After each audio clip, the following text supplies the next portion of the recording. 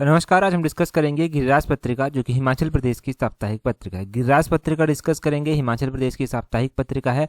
जून महीने का गिरिराज पत्रिका का ये हम सेकंड पार्ट जो है आज डिस्कस करेंगे। इससे पहले जून महीने का एक पार्ट डिस्कस कर चुके हैं, पिछला मई महीना कंप्लीट कर चुके हैं और मई महीने की पीडीएफ कंपाइल कर टेलीग्राम पर आपको प्रोवाइड करवा दी गई है।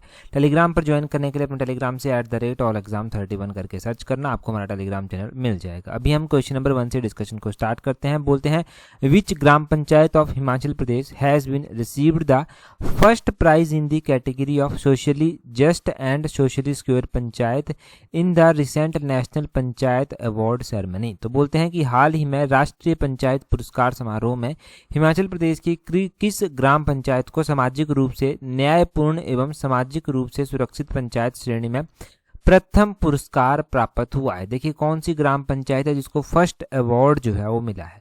अगर हम बात करें पंचायतों की कि हिमाचल प्रदेश की ऐसी ग्राम पंचायत आपको बतानी है जिसको हाल ही में सामाजिक रूप से न्यायपूर्ण और सामाजिक रूप से सुरक्षित पंचायत का जो है वो अवार्ड मिला है, तो ये है ग्राम पंचायत सांसा। ऑप्शन इसका बी जो है वो सही आंसर हो जाएगा। अच्छा, ये ग्राम पंचायत सांसा जो है वो पड़ती कहाँ पर है? ये जो है वो विकास खंड लाहौल में आती है, और अगर हम बात करें डिस्ट्रिक्ट की तो लाहौल स्पीति में जो है वो आती है। इसको जो है वो सामाजिक रूप से न्यायपूर्ण एवं सामाजिक रूप से सुरक्षित पंचायत श्रेणी में प्रथम पुरस्कार प्राप्त हुआ है। इसे जो है वो 1 करोड़ की नगद पुरस्कार राशि जो है वो प्रदान की गई है। दूरस्थ जनजातीय क्षेत्र में जो है सामाजिक सुरक्षा, रोजगार सृजन, स्वास्थ्य सेवाओं की उपलब्धता, महिलाओं की भागीदारी और समावेशी सुशासन सुनिश्चित करने के उत्कृष्ट प्रयासों के लिए जो है वो इस ग्राम पंचायत को जो है वो सम्मानित किया गया है। इस ग्राम पंचायत की जो मुख्य उपलब्धियां हैं उनमें जो है मनरेगा के अंतर्गत जॉब कार्ड जारी करना, राष्ट्रीय सामाजिक सहायता कार्यक्रम के लाभार्थियों को आच्छादित करना, आयुष्मान भारत स्वास्थ्य कार्डों का वितरण करना, एकीकृत बाल विकास सेवा का प्रभावी क्रियान्वयन करना या फिर सहभागी शासन को बढ़ावा देना, महिला ग्राम सभाओं का आयोजन करना या फिर महिलाओं को ग्राम सभा में जो है वो शामिल करना। इस प्रकार जो है वो इस ग्राम पंचायत को जो है इतनी उपलब्धियों के लिए जो है ये फर्स्ट अवार्ड मिला है। उपलब्धियां आपको इस ग्राम पंचायत की पता चल गई, आपको ये भी पता चल गया कि ये कौन से डिस्ट्रिक्ट में जो है वो हिमाचल प्रदेश के जो है वो आती है। एक और क्वेश्चन हम पंचायतों से रिलेटेड पढ़ेंगे, उसके बाद एडिशनल जानकारी भी थोड़ी देखेंगे। अगले क्वेश्चन में बोलते हैं, which panchayat of Himachal Pradesh has received a joint third prize and a cash of ₹25 lakh in the clean and green panchayat category. तो दूसरी तरफ एक और पंचायत हमारे पास आती है जिसको जो है वो हिमाचल प्रदेश में जो है वो स्वच्छ एवं हरित पंचायत श्रेणी में जो है वो संयुक्त तृतीय पुरस्कार प्राप्त हुआ है, और साथ में थर्ड पोजीशन आने पर जो है 25 लाख रुपए की नगद पुरस्कार राशि भी जो है वो मिली है। अब ये कौन सी ग्राम पंचायत जो है वो आती है? तो अगर हम इस ग्राम पंचायत की बात करते हैं कि कौन सी आती है, तो ये ग्राम पंचायत लोहारड़ी जो है वो आती है। ग्राम पंचायत लोहारी इसको बोल देंगे, ऑप्शन बी इसका जो है वो सही आंसर है। अभी जो ग्राम पंचायत लोहारड़ी है ये जो है वो मंडी डिस्ट्रिक्ट के बल्ह मंडल के विकास खंड के अंतर्गत जो है वो आती है। इसको जो है वो तीसरा पुरस्कार मिला है और 25 लाख रुपए की नकदी मिली है। ग्राम पंचायत लोहारड़ी जो है इसको जो है वो 100% घरेलू शौचालय कवरेज के लिए, ODF यानी कि जो खुले में शौच मुक्त बनाने के लिए, या फिर स्वच्छ ईंधन के सार्वभौमिक उपयोग के लिए, घर घर कचरा संग्रहण प्रणाली के लिए, कचरे के पृथक्करण के लिए, और साथ में जो है सौर ऊर्जा को बढ़ावा देने के लिए, सौर ऊर्जा आधारित अवसंरचना विकसित करने के लिए, पर्यावरण संरक्षण गतिविधियों के सफल संचालन के लिए जो है वो इसको ये अवार्ड जो है वो मिला है। ठीक है जी, ये पुरस्कार जो है वो इस पंचायत को जो है वो मिला है। तो ये 2 पंचायतें आ गई जिनको ये अलग अलग पुरस्कार जो है वो मिले हैं। एक को तो फर्स्ट पुरस्कार मिला है, एक को जो है वो थर्ड पुरस्कार जो है वो मिला है।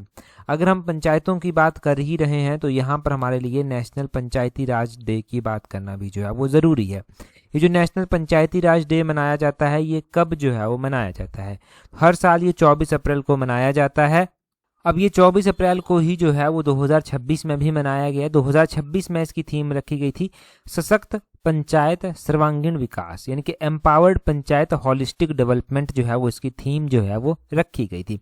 पंचायतों की जब हम बात कर ही रहे हैं तो पंचायतों से संबंधित आर्टिकल आपको पता होने चाहिए, पंचायतों से संबंधित जो है वो आपको पार्ट पता होने चाहिए, शेड्यूल पता होने चाहिए, कॉन्स्टिट्यूशनल अमेंडमेंट पता होने चाहिए। तो इंडियन कॉन्स्टिट्यूशन का पार्ट नंबर 9 जो है वो पंचायतों की बात करता है। शेड्यूल की बात करें तो शेड्यूल 11 जो है वो पंचायतों की बात करता है। 73rd कॉन्स्टिट्यूशनल अमेंडमेंट इनकी बात करती है। Directive principle of state policies हमारी आती हैं, तो directive principle of state policy में जो है वो आर्टिकल नंबर 40 जो है वो आता है, जिसमें ऑर्गेनाइजेशन ऑफ विलेज पंचायत की बात की गई है। गांधीयन प्रिंसिपल में जो है एग्जैक्टली ये आता है। अगर हम बात करते हैं 11th शेड्यूल की, तो 11th शेड्यूल में जो है वो आर्टिकल नंबर 243 आता है, 243G इस तरह से आते हैं। इसमें जो है वो फोकस किया गया है 29 फंक्शनल आइटम पर। तो ये भी HPRC एक क्वेश्चन पूछ चुका है कि हमने पहले भी ये पढ़ा है क्वेश्चन, जब हम जीके ओवरऑल जीके पढ़ते हैं, जनरल अवेयरनेस पढ़ते हैं, तब भी हमने पढ़ा है कि ये जो 11th शेड्यूल है इसमें कितने फंक्शंस की बात की गई है, कितनी फंक्शनल आइटम की बात की गई है। तो 29 फंक्शनल आइटम की बात की गई है, जिसमें एग्रीकल्चर, गरीबी को हटाना, स्वच्छ पीने का पानी, हेल्थ हो गया, सैनिटेशन हो गया, वुमेन एंड चाइल्ड डेवलपमेंट हो गया, इस तरह की चीज़ें जो हैं वो इंक्लूड हैं। तो ये सब पता चला, इतना पंचायतों के बारे में याद रखेंगे तो क्वेश्चन पक्का ठीक होगा। अगला क्वेश्चन देखिए, बोलते हैं प्राकृतिक खेती खुशहाल किसान योजना नाउ नेम डैश। तो प्राकृतिक खेती खुशहाल किसान योजना के बारे में जो है वो गिरिराज पत्रिका में आया था, परंतु हम पहले पढ़ते थे प्राकृतिक खेती खुशहाल किसान योजना, अब इस योजना का नाम चेंज कर दिया गया है। तो ये भी स्टार लगा लीजिए यहाँ पर, ये भी इंपॉर्टेंट है कि इस योजना का नया नाम क्या रखा गया है। ये जो प्राकृतिक खेती खुशहाल किसान योजना है, इसका जो नया नाम रखा गया है वो रखा गया है राजीव गांधी प्राकृतिक खेती खुशहाल किसान योजना। ऑप्शन बी सही आंसर है। तो गिरिराज पत्रिका में जो आर्टिकल आया था वो राजीव गांधी प्राकृतिक खेती खुशहाल किसान योजना के बारे में ही जो है वो आया था। अब बोलते हैं इसके तहत लाखों किसानों को जो है वो फायदा जो है वो मिल रहा है या मिलेगा। अब इसमें ही बात की गई थी कि हिमाचल प्रदेश सरकार ने प्राकृतिक खेती से उगाई गई जो गेहूं है उसमें उसके ऊपर 60 रुपया और मक्की के ऊपर 40 रुपया और कच्ची हल्दी के ऊपर 90 रुपया और पांगी की जो घाटी है वहां पर जौ जो उगाए जाते हैं उन पे 60 रुपया किलोग्राम की दर से जो है वो MSP यानी कि न्यूनतम समर्थन मूल्य पर जो है वो खरीद प्रदान जो है वो कर रखी है। अब सरकार ने यहाँ पर यह भी कहा कि प्राकृतिक रूप से जो उगाई गई गेहूं है अब इसके दाम जो है वो 80 रुपये कर दिए गए हैं। मक्का के दाम जो है वो 60 रुपया जो है वो कर दिया गया है, वो तो हमने मक्का के दाम पड़े 60 रुपया। कच्ची हल्दी जो है वो 150 रुपया अब कर दी गई है। पांगी घाटी के जौ जो पहले 60 रुपया हम पढ़ रहे थे उनको 80 रुपया जो है वो कर दिया गया है। इसके अलावा सरकार ने अदरक के ऊपर MSP देने की बात भी कही है। अदरक के ऊपर जो है वो 30 रुपये प्रति किलो जो है वो MSP जो है वो तय किया गया है। पुराने रेट भी आपको ध्यान रखने हैं, मतलब जो 2025 वाले रेट थे, जैसे कि मैंने बताया गेहूं 60 रुपया, मक्की 40 रुपया, कच्ची हल्दी 90 रुपये, पांगी के जौ 60 रुपया। अब नए जो बजट आया, बजट के बाद नए रेट आ गए। गेहूं को 80 रुपये प्रति किलो कर दिया गया, मक्की को 60 रुपये प्रति किलो कर दिया गया, कच्ची हल्दी को 150 रुपये प्रति किलो कर दिया गया। 150 रुपये किलो के अलावा पांगी घाटी के जो जौ थे उनको 80 रुपये प्रति किलो कर दिया गया।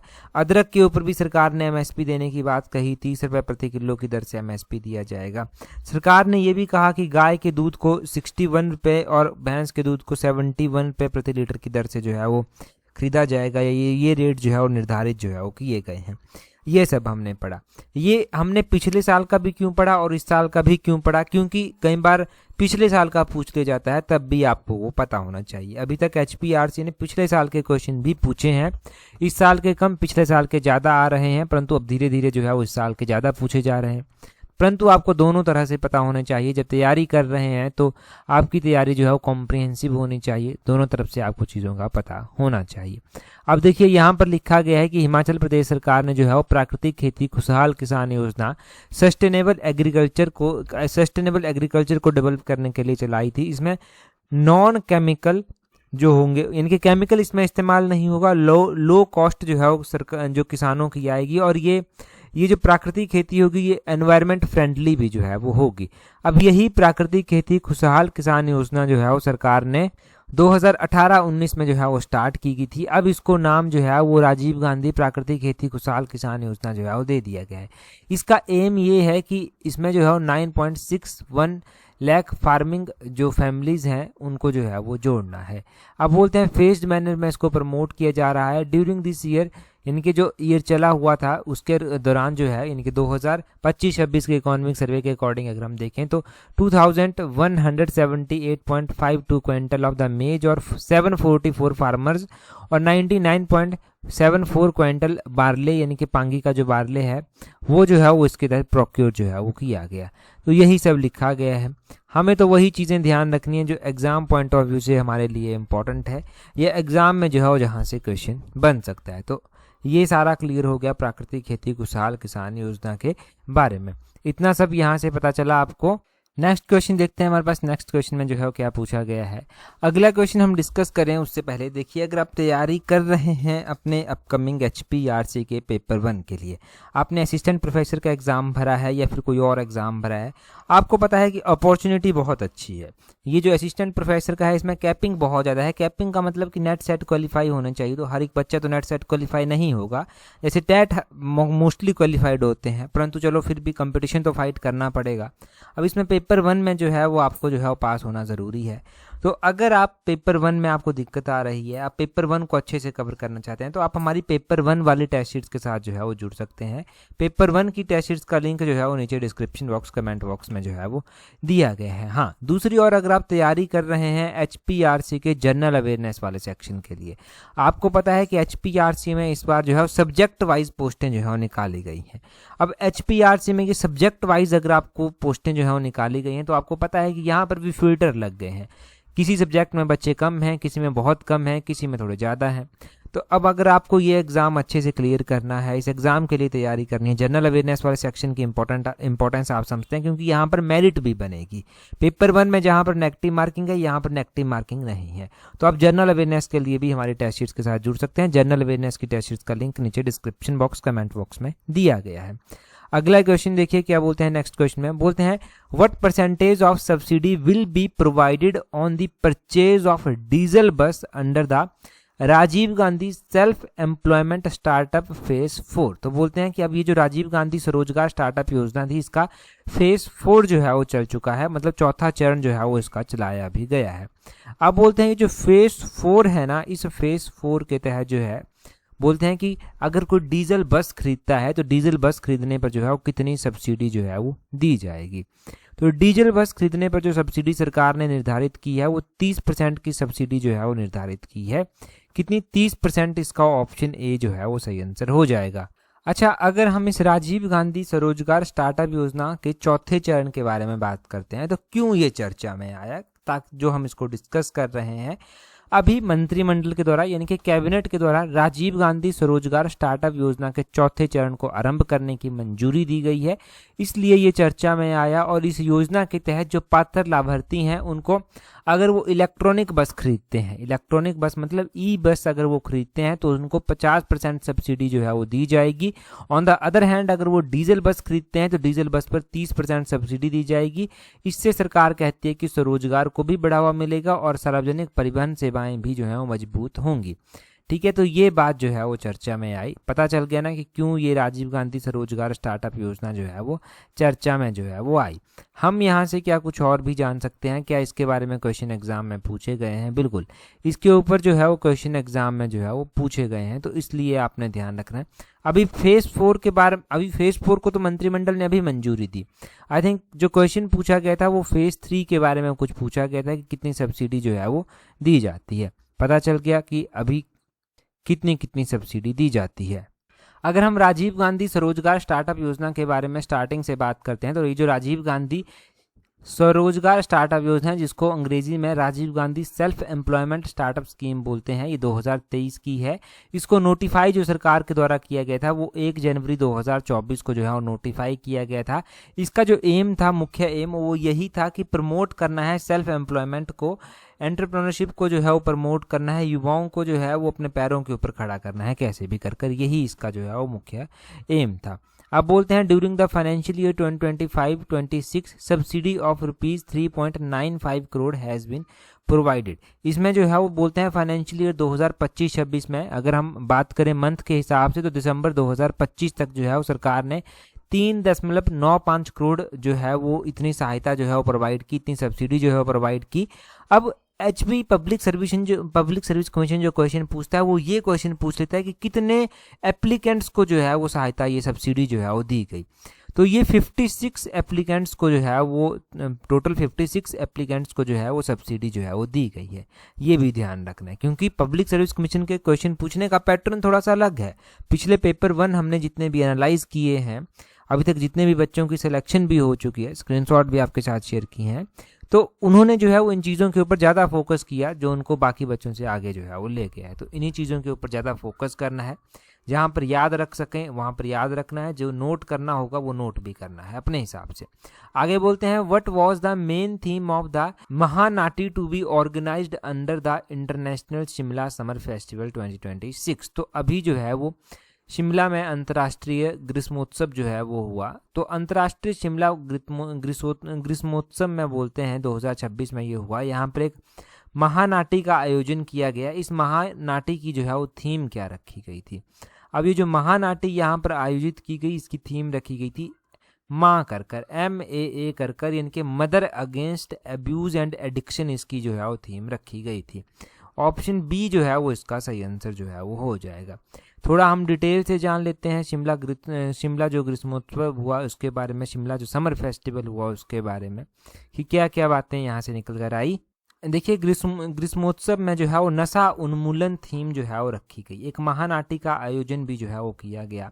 समाज को जो है वो नशे के दुष्प्रभावों के प्रति जागरूक करने के लिए, महिलाओं और बच्चों की सुरक्षा एवं सशक्तिकरण के लिए जो है वो एक मां कर कर, mother against abuse and addiction, ये जो है वो थीम रखी गई और एक महानाटी का आयोजन जो है वो किया गया। ये आयोजन जो है वो 9 जून 2026 को जो है वो पुलिस सहायता कक्ष के समीप दोपहर 3 बजे से 5 बजे तक जो है वो किया गया। इसमें जो है वो बोलते हैं 250 आंगनवाड़ी कार्यकर्ता सहायिका जो है वो इसमें उन्होंने जो है वो भाग लिया। यही टारगेट था कितनी जो है वो भाग लेंगी।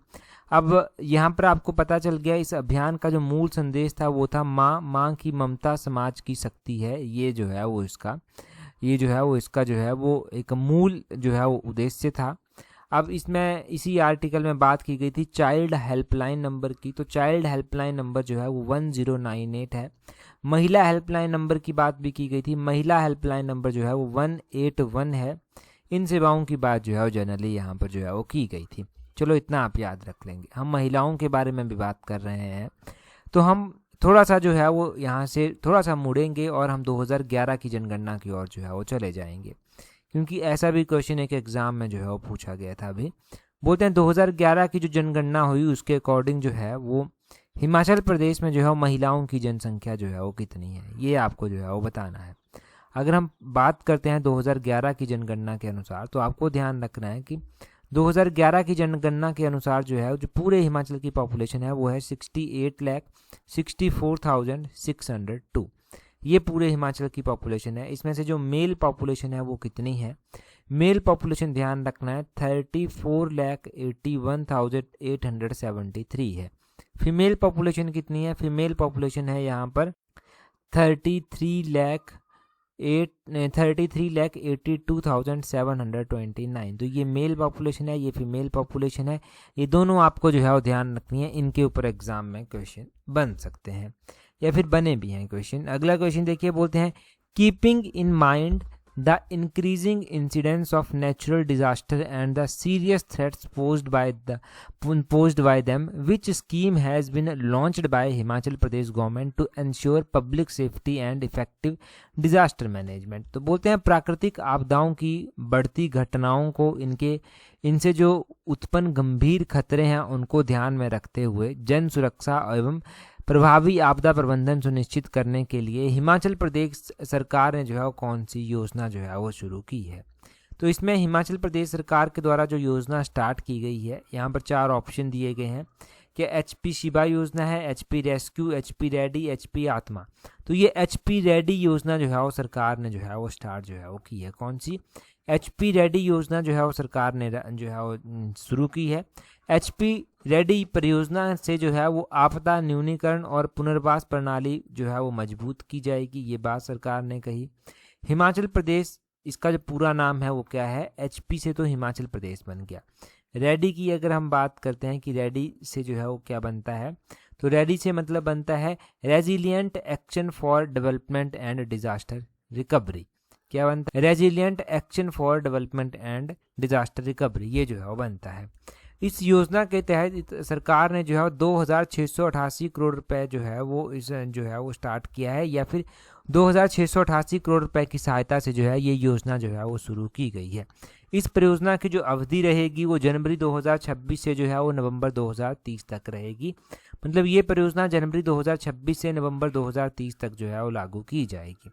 इसके तहत जो है वो आपदा से निपटने की तैयारी, आपदा न्यूनीकरण, पुनर्वास तंत्र को मजबूत करना, इस तरह की चीज़ें जो है वो सुनिश्चित की जाएंगी। ठीक है जी। पिछले 3 वर्षों में हम बोलते हैं 66 यानी कि 66 से अधिक बादल फटने की घटनाएं सामने आई हैं। 234 भूस्खलन और 221 फ्लैश फ्लड की घटनाएं जो है वो सामने जो है वो आई हैं। तो ये बात आर्टिकल में की गई थी। ये खैर इतना इंपॉर्टेंट है नहीं, इंपॉर्टेंट है एचपी रेडी का पूरा नाम, एचपी रेडी योजना जो है वो क्यों चलाई गई है, ये ज़्यादा इंपॉर्टेंट है। तो ये इंपॉर्टेंट वाला आपको ध्यान रखना है।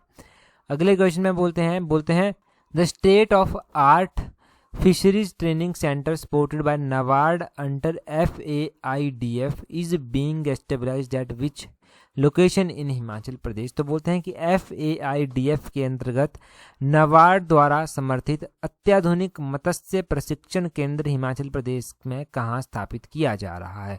तो ये हिमाचल प्रदेश में कार्प फार्म है गगरेट में, गगरेट ऊना में आता है, वहाँ पर जो है वो स्थापित किया जा रहा है। ऑप्शन बी जो है वो इसका जो है वो सही आंसर हो जाएगा। यहाँ पर आपको ध्यान रखना है कि कार्प फार्म जो गगरेट का है वहाँ पर ये जो है वो state of the art fisheries training centre जो है वो स्थापित किया जाएगा। किसकी सहायता से किया जाएगा वो भी आपको जो है वो पता चल गया। अगर हम मछली की बात करते हैं, फिशरीज सेक्टर की बात जो है वो हिमाचल प्रदेश में जो है वो करते हैं, तो यहाँ से तो इतना ही इम्पोर्टेंट निकल कर आएगा, ज़्यादा कुछ यहाँ से याद रखने की ज़रूरत आपको है भी नहीं। हाँ, यहाँ से ये ध्यान रखना कि फाइनेंशियल ईयर 2025-26 में जो फिशरी सेक्टर का कंट्रीब्यूशन रहा एग्रीकल्चर और अलाइड सेक्टर की GSVA में वो रहा 1.03%। ठीक है, ये आपको ज़रूर ध्यान रखना है कि फिशरीज का कितना कंट्रीब्यूशन रहा एग्रीकल्चर और अलाइड सेक्टर की GSVA में, तो वो 1.03% जो है वो रहा। अगला क्वेश्चन देखेंगे हमारे पास। अब हमारे पास वन लाइनर क्वेश्चन जो है वो चलते हैं। वन लाइनर क्वेश्चन हम स्टार्ट करें उससे पहले, अगर आप तैयारी कर रहे हैं अपकमिंग पंचायत सेक्रेटरी के एग्जाम के लिए, पटवारी के एग्जाम के लिए, और इन दोनों एग्जाम की तैयारी एक साथ एक ही टेस्ट शीट से करना चाहते हैं, तो टेस्ट शीट्स का लिंक नीचे डिस्क्रिप्शन बॉक्स कमेंट बॉक्स में दिया गया है, वहाँ से आप टेस्ट शीट्स के साथ जो है वो जुड़ सकते हैं। साथ में ही अगर तैयारी आप कर रहे हैं आने वाले जूनियर ऑफिस असिस्टेंट के एग्ज़ाम के लिए और ऑफिशियल सिलेबस के अकॉर्डिंग जो है वो तैयारी करना चाहते हैं, तब आप हमारी जूनियर ऑफिस असिस्टेंट की टेस्ट शीट्स के साथ जो है वो जुड़ सकते हैं। उस टेस्ट शीट्स का लिंक भी नीचे डिस्क्रिप्शन बॉक्स कमेंट बॉक्स में दिया गया है। अगला क्वेश्चन देखिए, यहाँ पर हम सबसे पहले क्वेश्चन में वन लाइनर क्वेश्चंस में जो है डिस्कशन को स्टार्ट करते हैं। हिमाचल प्रदेश के प्रथम सूचना आयुक्त कौन थे? तो हिमाचल प्रदेश के जो पहले सूचना आयुक्त थे वो थे प्रेम सिंह राणा। इनको PS राणा कर जो है वो ज़्यादा हम पढ़ते हैं किताबों में, तो PS राणा का नाम आपने जो है वो ध्यान रखना है। अगर हम बात करते हैं इंडिया लेवल पर की, पहले जो है वो तो इंडिया के जो पहले चीफ इंफॉर्मेशन कमिश्नर थे वो थे वजाहत हबीबुल्ला, उनका नाम आपने ध्यान रखना है, वजाहत हबीबुल्ला का। अगला क्वेश्चन देखिए क्या बोलते हैं हिमाचल प्रदेश की सबसे बड़ी प्राकृतिक झील का नाम क्या है? तो हिमाचल प्रदेश की जो सबसे बड़ी प्राकृतिक झील है वो रेणुका झील जो है वो सबसे बड़ी प्राकृतिक झील है। अगर हम बात करते हैं मानव निर्मित झीलों की, तो गोविंद सागर झील जो है वो सबसे बड़ी मानव निर्मित झील जो है वो हिमाचल की आती है। अच्छा, आप मुझे कमेंट कर बताइए कि दसहर लेक जो है वो कहाँ पर आती है? दसहर लेक है एक हिमाचल में, ये कहाँ पर जो है वो आती है? आगे क्वेश्चन में बोलते हैं हिमाचल प्रदेश की कौन सी नदी बादल और तंतगिरी हिमनदों की जलधाराओं से बनती है? तो बादल और तंतगिरी ये दो हिमनद हैं, ये पानी प्रोवाइड करवाते हैं। अब ये कौन सी नदी को पानी प्रोवाइड जो है वो करवाते हैं?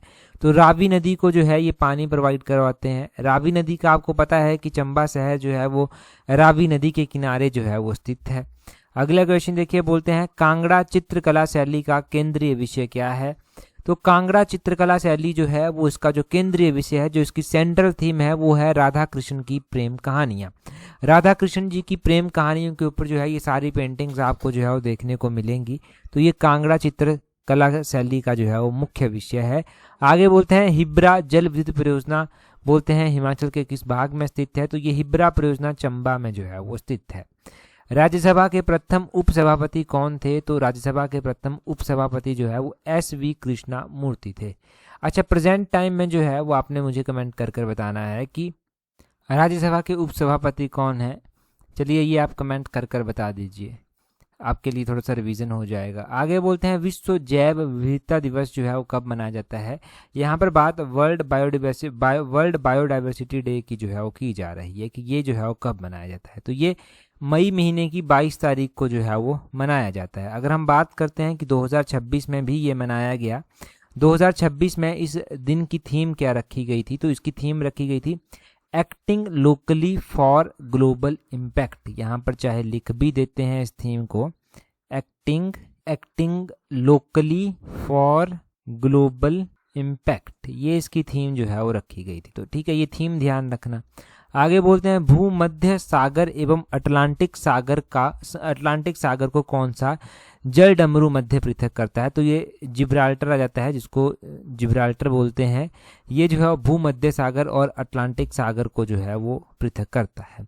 आगे बोलते हैं वर्तमान में भारत की निर्धनता रेखा या गरीबी रेखा का निर्धारण कौन करता है, तो प्रेजेंट टाइम में जो पॉवर्टी लाइन है उसको नीति आयोग देखता है, निर्धारित करता है। आगे बोलते हैं कंप्यूटर के संदर्भ में BIOS क्या है। BIOS का पूरा नाम है basic input output system. Basic input output system जो है वो इसका पूरा नाम है। आगे बोलते हैं आलू किस परिवार से संबंधित है, तो ये जो है वो सोलेनेसी परिवार से जो है वो संबंधित है। आगे बोलते हैं केंद्रीय औद्योगिक सुरक्षा बल का श्वान प्रशिक्षण स्कूल कहाँ स्थित है, तो ये ध्रुवा रांची झारखंड में जो है वो स्थित है। नेक्स्ट में बोलते हैं यहाँ पर पुस्तक 7 डैश ऑफ काशी किसकी पुस्तक है। 7 डैश ऑफ काशी जो है वो मुकुल कुंद्रा की जो है वो किताब है। सबसे छोटा स्तनधारी जीव कौन सा है, तो सबसे छोटा जो स्तनधारी जीव आता है वो जो है वो बम्बलबी बैट जो है वो आता है। बम्बलबी बैट जो है वो आता है।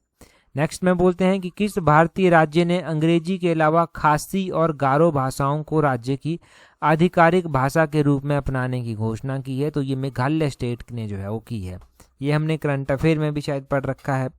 ठीक है जी, तो ये आपने ध्यान रखना है क्वेश्चन। नेक्स्ट क्वेश्चन देखिए, अगले क्वेश्चन में जो है वो क्या बोलते हैं। नेक्स्ट क्वेश्चन में जो है वो बोलते हैं यहाँ पर what is subsidised interest rate offered under the doctor Yashwant Singh Parmar विद्यार्थी ऋण योजना। तो ये एक सरकार की योजना है, डॉक्टर यशवंत सिंह परमार विद्यार्थी ऋण योजना बोलते हैं। इसके तहत बोलते हैं कि जो ब्याज दर है उस पर कितनी सब्सिडी दी जाती है, या फिर कितनी जो लोन प्रोवाइड करवाया जाता है वो कितने इंटरेस्ट रेट पर प्रोवाइड करवाया जाता है। कमेंट कर जो है वो आप बताएंगे। इससे पहले जो गिरिराज पत्रिका का पार्ट था, जून महीने का पहला पार्ट, उसमें हमने ये डिस्कस किया था। अभी जल्दी से कमेंट कर अपना आंसर बता दीजिए। टेलीग्राम पर अगर आपने हमें ज्वाइन नहीं किया है तो टेलीग्राम पर ज्वाइन करने के लिए अपने टेलीग्राम से @allexam31 करके सर्च करना, आपको हमारा टेलीग्राम चैनल मिल जाएगा। आज की इस वीडियो में इतना ही है। That's all for today. Thank you very much for watching and listening with very patience.